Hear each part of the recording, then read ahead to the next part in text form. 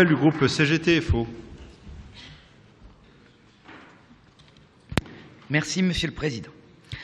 Madame la Ministre, Monsieur le Président, chers collègues, Mesdames et Messieurs, nous remercions les rapporteurs pour la qualité et le style de ce projet d'avis sur un sujet complexe qui touche de nombreux domaines. Nous ne pouvons qu'approuver la mise en place de classes de découverte dans le parcours scolaire afin de favoriser l'éducation au patrimoine culturel, historique et naturel dès le plus jeune âge.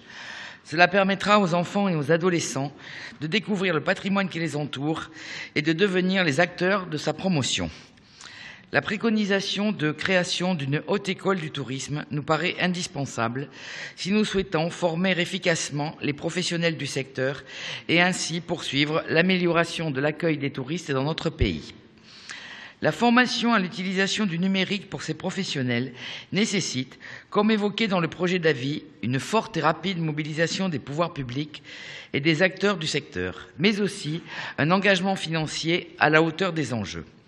Les salariés du secteur du tourisme, qui sont souvent contraints d'exercer plusieurs métiers, doivent obtenir la formation nécessaire pour mener à bien leur mission. Ils doivent par ailleurs être reconnus au travers de vrais contrats de travail et de salaires correspondant à leurs fonctions et qualifications.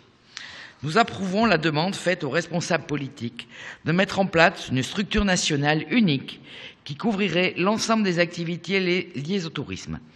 Ceci permettrait une meilleure coordination des différents acteurs et également une reconnaissance et une meilleure visibilité au plan national et international. Nous remercions les rapporteurs d'avoir abordé le problème du tourisme des Français et des résidents.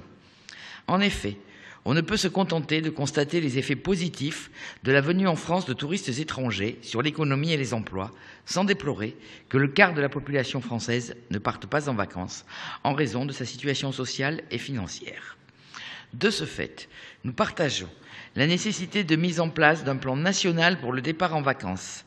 Il faut pour cela mettre fin aux restrictions budgétaires qui se traduisent par, d'une part, une diminution du budget d'action sociale des caisses d'allocation familiale et par conséquent des aides aux familles, d'autre part, une diminution des budgets des comités d'entreprise et des comités d'action sociale. Enfin, nous approuvons la nécessité de promouvoir et d'étendre à tous les salariés les dispositifs existants et notamment les chèques vacances.